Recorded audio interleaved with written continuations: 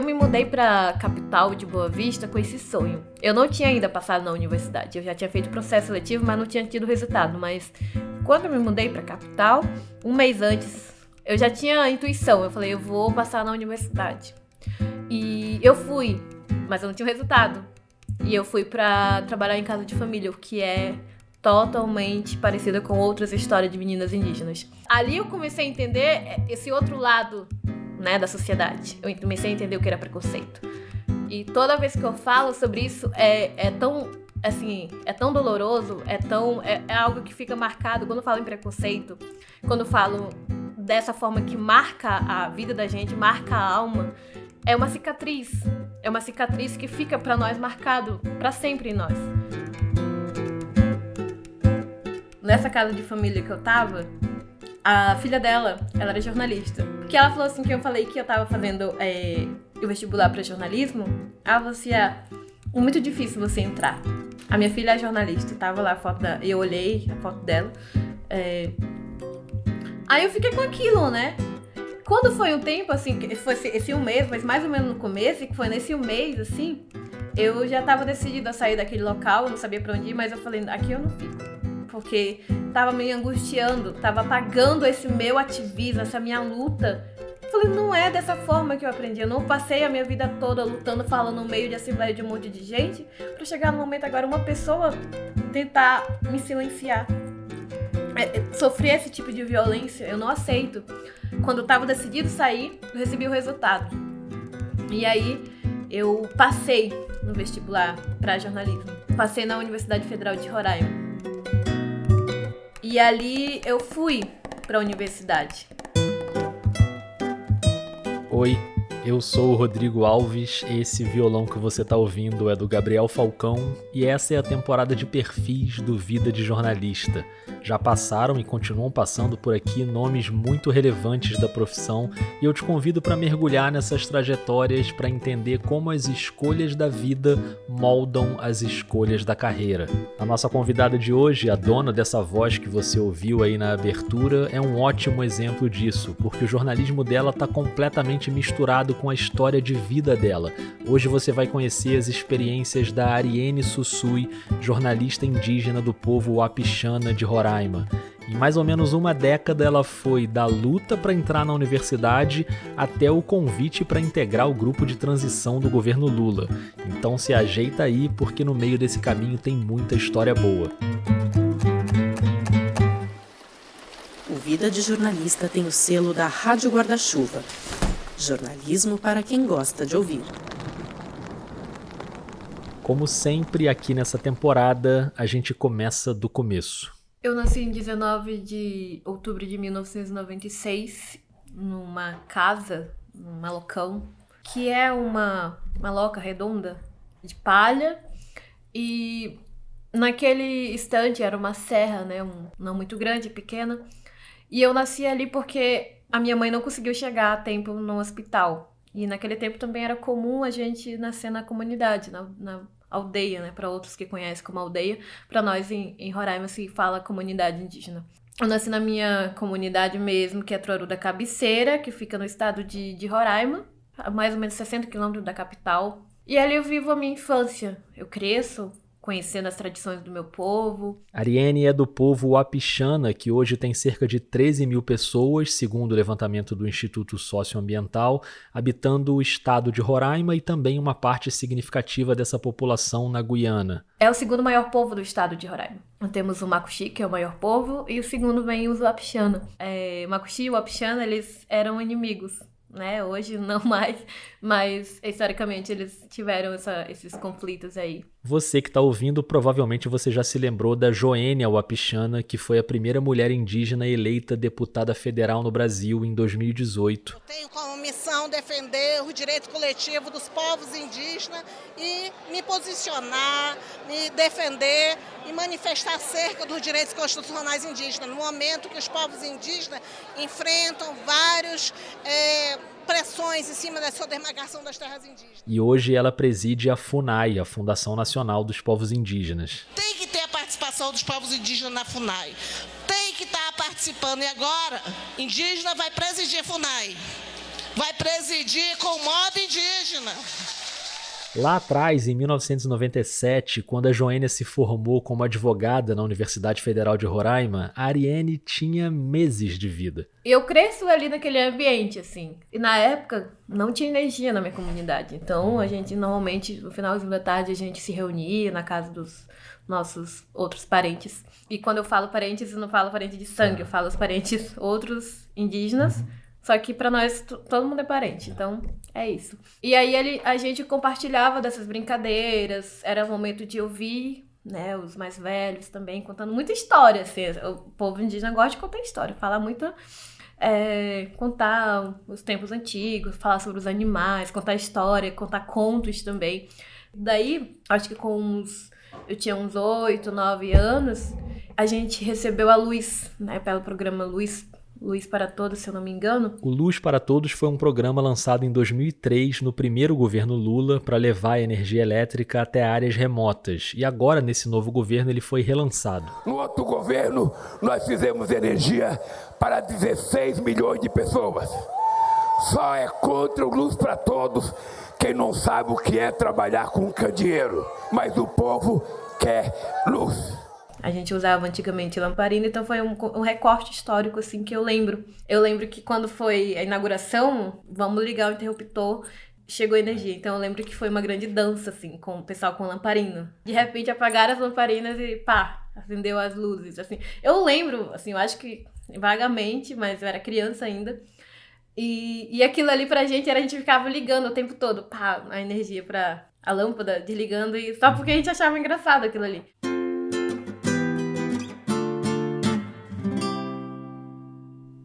O contato da Ariane com as questões do movimento indígena começou cedo, ainda na escola onde ela estudou. Estudei lá mesmo, na comunidade. A gente estudava 2 línguas, né? Tanto a língua portuguesa, que a gente cresceu com essa língua, que não é a língua nossa, mas também a gente começou a estudar a nossa língua indígena, que é a língua pixana. Dentro das escolas, a gente aprende muito cedo sobre o movimento indígena. Então, e tem sempre as assembleias. Em Roraima tinha sempre muitas assembleias. Assembleia de professores, assembleias de profissionais da saúde. Tinha assembleia geral, que aí envolvia todo mundo, lideranças, mulheres e professores, enfim. Que a gente discute as questões de educação, saúde, território, todas essas questões que são essenciais no movimento indígena hoje, e o carro-chefe, como sempre, o território indígena, a defesa do território. Sejam muito bem-vindos à 52ª Assembleia Geral dos Povos Indígenas do Estado de Roraima. Essa é a Assembleia Geral de 2023 e quem está falando é o Edinho Batista, o coordenador geral do Conselho Indígena de Roraima, o CIR. O Lula estava presente nessa edição. Destaco que pela primeira vez em 50 anos de nossa organização, trazemos um presidente da República, Luiz Inácio Lula da Silva, para prestigiar e participar da nossa Assembleia. E aí eu tava com uns 14 anos quando eu vi a primeira vez, assim, uma liderança indígena numa assembleia, que os professores levaram a gente, porque eles levam a gente. A nossa educação é específica, é diferenciada por conta disso, porque a gente aprende não só na escola, a gente aprende no movimento, a gente vai para as assembleias, a gente vai para as mobilizações, a gente vai para entender não só de educação, a gente entende de saúde, a gente entende de território, então a gente aprende muito cedo essas demandas, e a nossa escola também é no movimento. Ou seja, então a gente não fica só preso numa sala de aula, a gente vai conhecer os marcos do nosso território, a gente anda, a gente estuda arte, a gente aprende a fazer os nossos artesanatos, faz parte da nossa educação, né? Educação básica. Em uma dessas assembleias de professores, eu lembro que uma liderança estava falando, ele era, na época, coordenador do Conselho Indígena de Roraima. Ou seja, o mesmo cargo que hoje é ocupado pelo Edinho, que a gente acabou de escutar. Mas voltando, a Ariane, adolescente, estava ali ouvindo o coordenador da época. Falando sobre a participação da juventude indígena, porque se a juventude indígena não se engajasse para lutar em defesa dos direitos, quem é que faria isso? Então ele fez uma cobrança de onde estavam os jovens. Então aquilo me chamou muita atenção, até então eu não era tão envolvida assim no movimento. Eu estava na comunidade e tudo mais, mas eu não estava envolvida totalmente assim nesse engajamento, nesse ativismo. E aí, a partir daquilo ali, me chamou a atenção. E aí eu falei, não, eu quero fazer a luta do defesa do meu povo também. Foi aí que a Ariane, aos 15 anos, começou a se tornar uma liderança indígena. E não é comum também ver uma menina tão jovem falando no meio do seu povo. Mas ali eu tinha uma necessidade muito grande e falei assim, por que eu não posso ser liderança também? Por que a gente não pode falar também com o nosso povo? Por que a gente não pode dar as nossas opiniões quanto jovem? Já que há uma combinação muito grande, o futuro, né, não é o amanhã, o futuro é agora, a gente constrói o nosso futuro. E aí, a partir daqueles 15 anos, 16 anos, eu fui coordenadora de juventude indígena da minha região, que é a região Murupu. O Conselho Indígena, o CIR, é dividido em 11 etno-regiões. Uma delas é Murupu, que é onde fica o território da Ariane. E anos depois ela trabalharia na comunicação do CIR, mas daqui a pouco a gente chega lá. Agora a gente vai ali para 2014, quando a Ariane tinha 18 anos e decidiu sair do território para tentar cursar jornalismo na capital Boa Vista, na Universidade Federal de Roraima. O primeiro estranhamento foi sobre referências de infância. A gente lembra que ela passou boa parte da infância sem energia elétrica em casa. E às vezes eu compartilhando com esses colegas não indígenas e até indígenas que moram na capital, eles falam de desenhos, de coisas assim que são quando eu era criança, que assistiam, e aí normalmente eu fico assim, até hoje. Eu tenho certas coisas que eu não sei porque eu não cresci com isso. E normalmente desenho, coisas assim, tipo, como assim tu nunca viu? E assim nasceram as meninas superpoderosas, usando seus ultra superpoderes. Vocês estão prontas, crianças? Estamos, capitão! Dragon Ball Z! Vive no abacaxi e mora no mar. Tem uma parte da minha infância que eu não cresci vendo televisão. Então, pra nós era a diferença muito grande que quando eu vim pra capital, as pessoas diziam, olha, você é indígena. Então, pra mim, era a primeira vez que você tem acesso a aquele olhar diferenciado. Você é indígena. Então, eu aprendi, a partir daquele momento, que eu precisaria ser um pouco mais firmes nas minhas palavras, naquilo que eu queria, da forma que eu queria, porque senão a gente é engolido por uma série de preconceitos, né, e você olhar, e você é uma menina que vem com sonhos, você quer entrar numa universidade, eu tinha um sonho muito grande de entrar na universidade.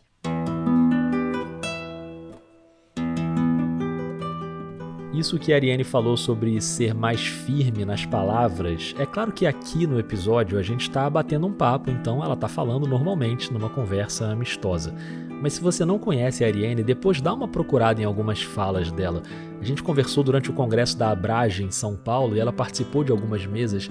É muito impressionante ouvir essa mulher falando em público. E é legal agora identificar aqui a origem desse jeito de falar, mais firme. Daqui a pouco mais adiante no episódio você vai perceber que as falas dela vão ficar ainda mais contundentes. Mas agora eu quero voltar para aquela história lá do começo, lembra? Quando ela vai para Boa Vista ainda sem saber o resultado do vestibular e ela chega na capital para fazer trabalho doméstico numa casa. Antes daquela mulher que ela citou lá no início, que a filha era jornalista, teve uma outra casa. A minha mãe eu não sabia outro tipo de forma, porque a vida inteira ela trabalhou em casa de família, mesmo na comunidade ela vinha pra capital, fazia faxina e outras coisas, limpando casas. E a partir daquele momento, ela me levou para uma casa de família. E eu queria muito ir pra capital, não era por conta eu vivenciava na comunidade uma vida tranquila, mas eu queria mais, porque eu queria ajudar o meu povo. E eu sabia que era através, eu falei assim, eu não consigo ficar aqui, eu posso continuar fazendo a luta do meu povo, mas eu precisava entrar na universidade, porque eu sabia que eu conseguiria outras ferramentas para lutar pelo meu povo. E naquele momento, quando eu fui para a primeira casa de família, minha mãe super animada, porque, né, eu tava indo trabalhar e tudo mais, eu lembro que assim, ela me deixou e eu fiquei com um medo muito grande, assim, olha, sair da minha comunidade, vim para uma capital, era diferente, eu tava longe dos meus parentes. Eu lembro que eu acho que passei um dia. E um dia foi o suficiente para criar um trauma, tanto que ela bloqueou parte dessas memórias. Hoje eu não consigo recordar, porque eu trabalhei muito tempo para eu não ter essas lembranças, porque eu quero apagar, mas infelizmente é uma cicatriz que você lembra, mas o rosto eu não lembro, eu não sei quem são e nem sei onde que bairro fica, pra ter ideia. Mas ela lembra bem da desconfiança das pessoas da casa. A pessoa olha pra você como se fosse algo muito inferior. E você se sente muito, assim, é uma sensação muito ruim você ter isso, assim. E eu lembro muitas vezes que ela falou assim, olha, você mexeu nisso? Era um bolo, eu lembro. E um filho dela me ofereceu um bolo e eu comi. Eu falei, não, o seu filho me ofereceu e eu comi.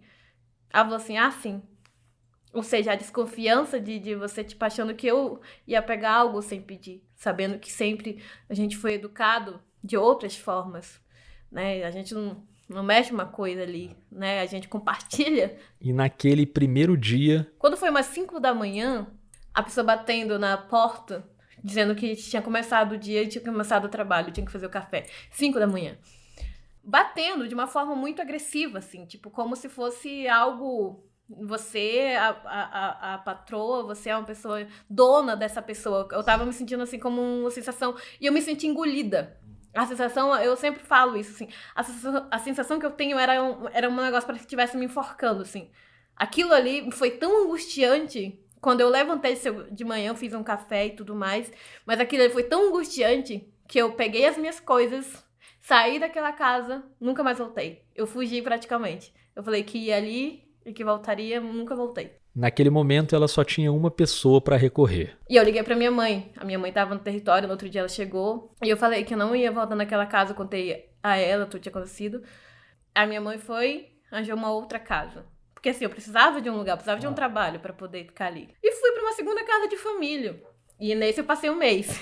Essa sim é a casa que ela citou lá no início do episódio. As mesmas evidências de um preconceito de uma sociedade que não está acostumada e que acha que nós estamos aqui apenas para servi-los, né? Que meninas vêm para poder trabalhar em casa de família, ser empregada doméstica, que é uma realidade de centenas de meninas que saem da comunidade indígena.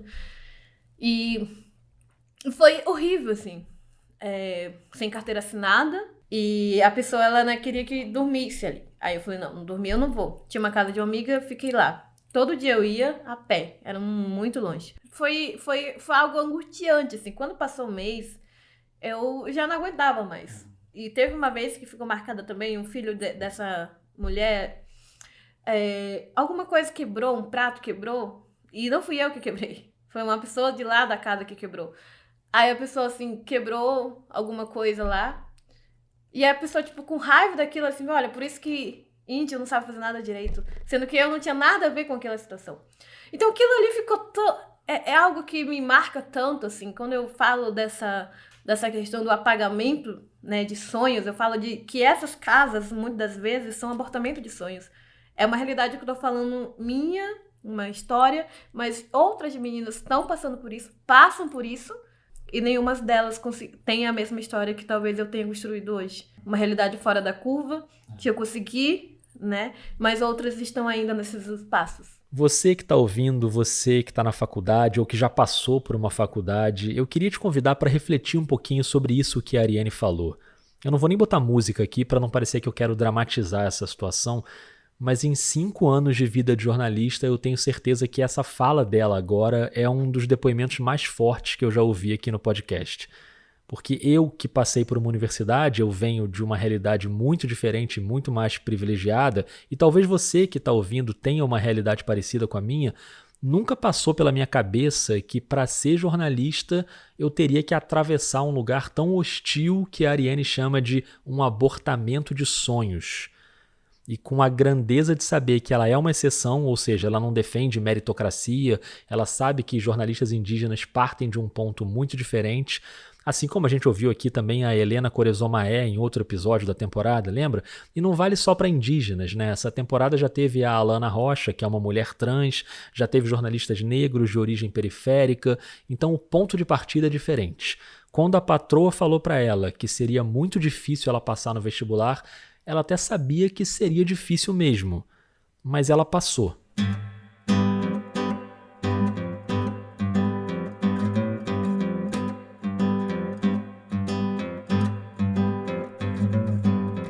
Agora sim, um pouquinho de música para embalar essa próxima fala da Ariane no momento em que ela estava decidida a sair daquela casa.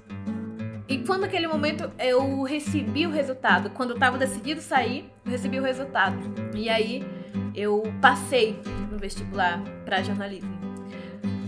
E aí eu mudei pra casa de uma tia. E que foi uma pessoa muito acolhedora, foi uma mãe que eu tive mesmo ali na capital. Foi onde começou a mudar tudo. O rumo, né, a rota, que eu tinha toda uma rota para dar tudo errado. Mas eu comecei a ter outra rota. E ali a minha tia me acolheu muito bem. Comecei a estudar e na universidade se abriu outras portas, que seriam as bolsas da universidade. Com os estágios remunerados, a Ariane conseguiu manter os estudos sem ter que buscar outros trabalhos. Então, foi que me manteve um sonho. Hoje eu tenho várias perspectivas, né? Rodei várias partes do Brasil na época enquanto estudante. Ganhei prêmios na época enquanto estudante de jornalismo. Muito nessa reafirmação. Eu queria que as pessoas entendessem que as nossas vozes precisam estar ocupando esses espaços. Isso dentro da universidade, sempre me reafirmando enquanto indígena. As pessoas, mas por que você tem que reafirmar? Porque as pessoas precisam entender que eu sou indígena. Eu posso estar aqui compartilhando o conhecimento, mas isso não diferencia do que eu sou. Posso me formar enquanto jornalista, posso estar aqui falando de uma outra forma, mas isso não me faz menos indígena. Eu sou indígena. E as pessoas precisam entender isso, esse ponto central. Indígena ocupando esses espaços. Eu tinha muito essa firmeza, que foi a base do movimento indígena. Que foi o que me formou enquanto ser humano, enquanto uma primeira escola, minha primeira universidade o movimento indígena. Foi o que me deu segurança para enfrentar toda uma estrutura que não é feita para nós. E dizer mesmo assim, eu quero fazer dessa forma. Não aceito que vocês falem sobre questões indígenas sem ter a participação dos indígenas. Então, mas obviamente que esse processo vai durar muito ainda, mas a gente está quebrando esses espaços para eles entenderem que a gente também pode.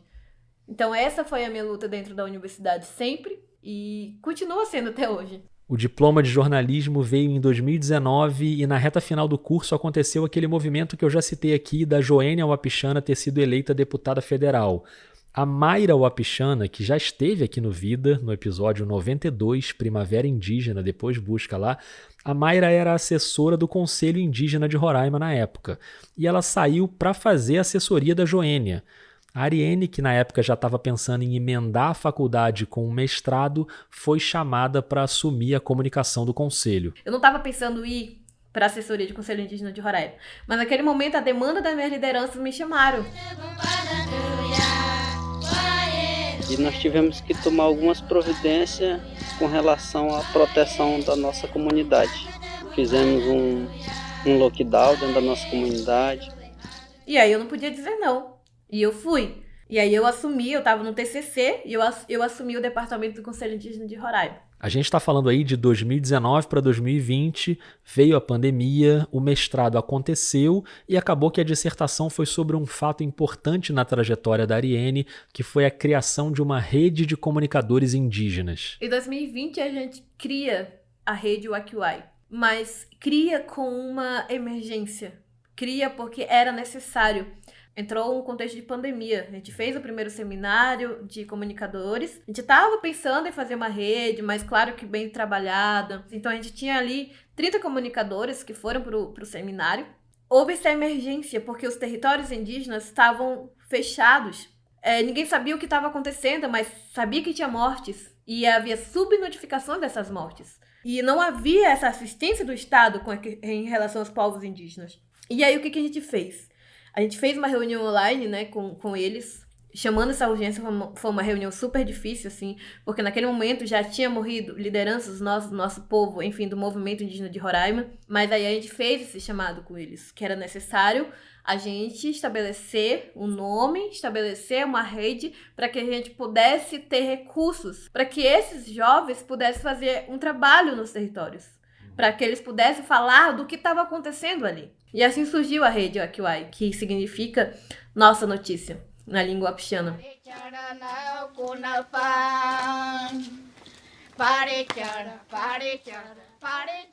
Eu me chamo Flávio Teixeira, tenho 18 anos, sou do povo indígena Wapichana, da comunidade indígena da Barata, região do Tabaio, no estado de Roraima, e atualmente eu sou comunicador indígena da rede Wakiwai. Me chamo Cíntia Laurentino, sou do povo Macuxi, moro na comunidade indígena Pium região Tabaio, município de Alto Alegre. Meu nome é Charlene, sou do povo Wapixana, região Serra da Lua, terra indígena Tabalascada, minha comunidade Tabalascada. O meu nome em Wapixana, Beija-Flor. Meu nome em português, Eliane Isabela Tomás da Silva. Sou do povo Wapixana. Moro na terra indígena Tabalascada, município de Cantar, região Serra da Lua. Esse é um trecho do documentário História de Sucesso sobre os comunicadores da rede Wakiwai. O filme está disponível no canal do Conselho Indígena de Roraima no YouTube. A dissertação de mestrado foi sendo escrita enquanto a rede estava sendo criada. E o resultado dessa rede, a criação da rede, eles também se resulta quando eu me formo. Eu me formei em 2022.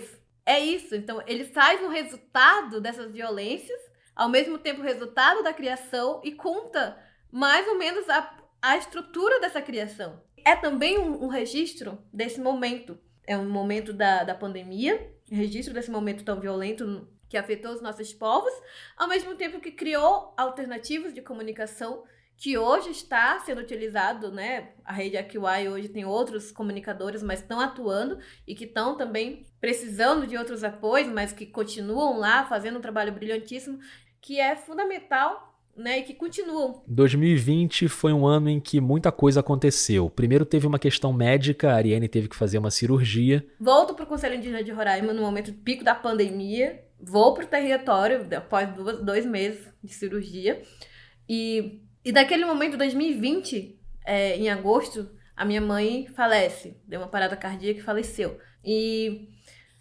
ela se foi, e ali eu fiquei meio, né? Fiquei meio aquela coisa assim, meu Deus, e agora? Com a morte da dona Lucinda, que tinha sido tão importante para ela na trajetória, voltou à tona uma ideia que tinha sido deixada de lado por causa da pandemia. A Ariane pensava em se candidatar a vereadora. Eu estava pensando de fato em me candidatar, só que quando chegou a pandemia, a minha única preocupação era o meu povo, era levar alimento, era levar os materiais higiênicos, né, máscaras, enfim. E eu esqueci essa questão política. Só que agosto chegou. E aí, naquele momento, eu estava discutindo sobre as candidaturas depois que a minha mãe se foi, uns 15 dias após isso. Aí eu falei, ou eu faço alguma coisa muito grande para poder realmente eu me sentir viva de novo, ou eu deixo que essa tristeza que eu estava sentindo muito grande me arrastar. Tipo assim, eu estava muito triste naquele momento, né? Era morte de gente, e além das lideranças todos que se foram pela Covid, aí naquele momento eu perco a minha mãe. Ela decidiu se candidatar, não foi eleita, mas a experiência da candidatura foi muito útil. Essas experiências, elas são fundamentais, porque se em algum momento a gente precisar também contribuir com outras candidaturas indígenas, eu posso contribuir. Porque se eu não passo por essa experiência, eu não sei como contribuir com outras candidaturas indígenas que no futuro a gente possa ter. Em 2018, ela já tinha participado da campanha da Joênia. Mas é diferente quando você faz a sua própria candidatura. Você lá no TRE, então assim, foi incrível, sabe? Então eu faria tudo de novo. De fato, ela usou essa experiência, inclusive em outros estados. Ela foi coordenadora de campanha da Wanda Witoto, no Amazonas, ajudou na candidatura da Mayal Caiapó, no Pará. Meu nome é Wanda Witoto. Sou indígena, profissional de saúde e professora. Eu nasci às margens do Rio Solimões, na aldeia Colônia, em Amaturá. Com 16 anos, me trouxeram a Manaus para trabalhar como empregada doméstica. Sofri muito preconceito. A escola era meu refúgio. Foi lá que uma professora... A minha luta não é por mim, eu, Ariane, estar nesses espaços. A minha luta é uma luta coletiva, para que outras mulheres, assim como Wanda, assim como Mayal, estejam nesses espaços também e que eu ajude, através dessas minhas experiências que eu construí ao longo dessa vida, ajude essas pessoas. Falando na Mayal Caiapó, a Ariane fez um trabalho jornalístico em março de 2023 para o Greenpeace, que foi um sobrevoo pelas terras indígenas Caiapó e Munduruku, no Pará, territórios devastados pelo garimpo ilegal. E ela escreveu um relato sobre essa experiência. Eu faço parte de outro território, né? Sou do estado de Roraima, eu fui para um outro território e para mim foi fundamental conhecer essas realidades. E a gente que fala sobre a Amazônia, a gente que fala sobre povos indígenas, é muito grande. Então, quando você tem a oportunidade de ir, você vai, sabe? Então, assim, ver aquilo ali de perto, pra mim, foi impactante. Eu lembro até hoje, assim, porque eu chorei, assim, inúmeras vezes que eu vi o território Caiapó, da forma que tava, assim. É uma coisa impressionante, assim, de você... Meu Deus, como é que a gente vai combater isso?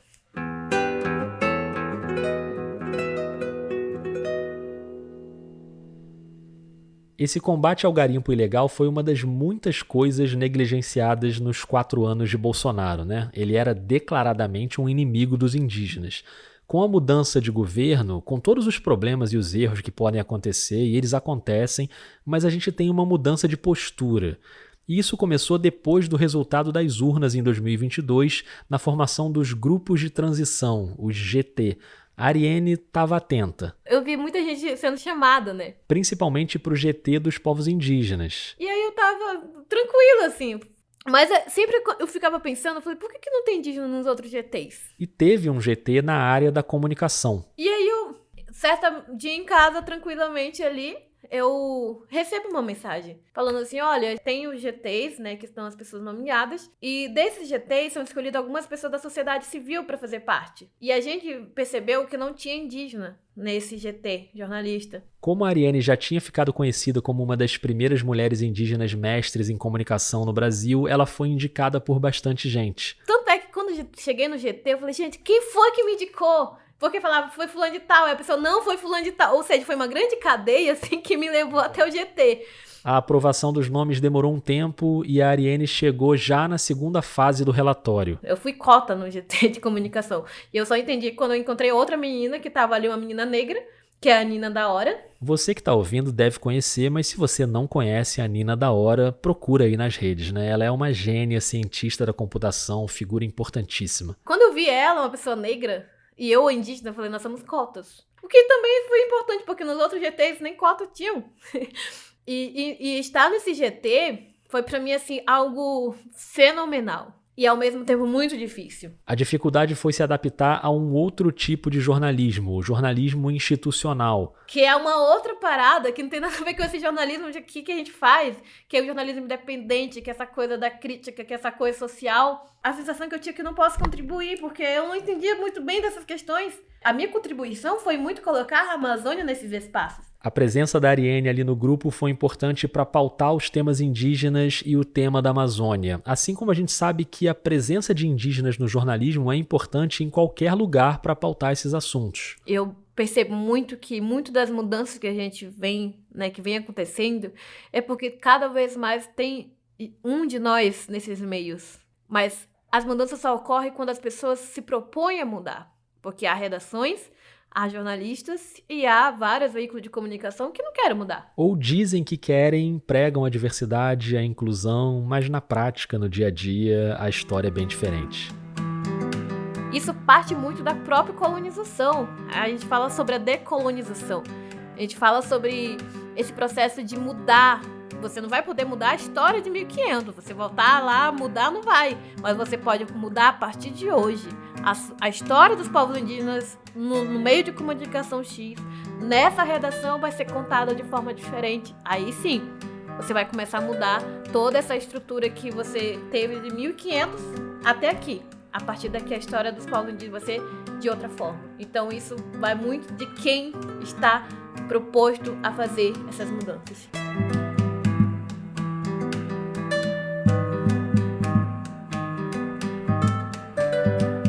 Como jornalista, independente e ativista, Ariane Sussui sabe que o caminho é longo e que esse caminho vai incomodar muita gente. O jornalismo que eu quero fazer, continuar fazendo, é o jornalismo que faz a defesa dos povos indígenas, ao mesmo tempo que faz as mudanças sociais, ao mesmo tempo que traz essa crítica social, que as pessoas entendam que o jornalismo ele é para incomodar. Se eu fosse fazer um jornalismo que todo mundo ia gostar, eu não estaria fazendo jornalismo.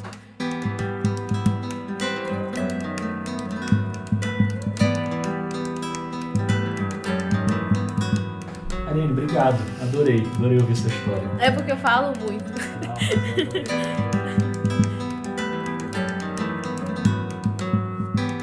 Essa é a temporada de perfis do Vida de Jornalista. Eu sou o Rodrigo Alves e esse violão que você está ouvindo é do Gabriel Falcão. Eu agradeço demais a Ariane Sussui pela conversa e pelos ensinamentos.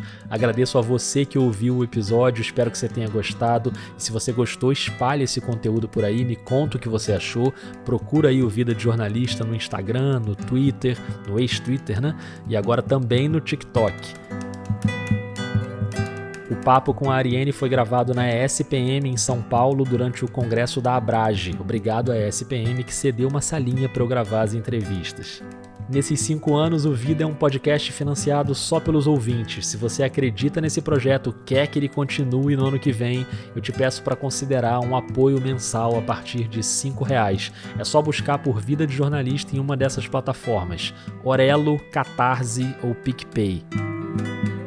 A dica da Rádio Guarda-Chuva que eu vou deixar hoje é o fantástico Dissidentes, podcast do Renan Suquevicius. A temporada nova tem episódios ótimos, sempre contando histórias de pessoas que às vezes não encontram o seu lugar no mundo. Eu tive a honra e a alegria imensa de dividir com o Renan a final da categoria áudio do Prêmio Vladimir Herzog de 2023. O Dissidentes concorrendo com o episódio Quem Tem Medo das Trans e o Vida com o episódio final da série Eleições, o que nós aprendemos. Nem preciso dizer o quanto eu fiquei feliz de ser finalista do Herzog mais uma vez, né? Afinal, teve também a Sara Fernandes, do Brasil de Fato, e o Thiago Rogero, claro, com o Projeto Querino. O detalhe é que eu tô publicando esse episódio exatamente no dia do anúncio dos vencedores, e aí eu resolvi não esperar para gravar a locução. Gravei logo aqui, publiquei logo, fica aí o suspense sobre o que aconteceu na final. Você que tá aí no futuro, talvez você já saiba, eu aqui ainda não sei. E a verdade é que eu tô feliz de qualquer jeito, então muito, muito, muito obrigado.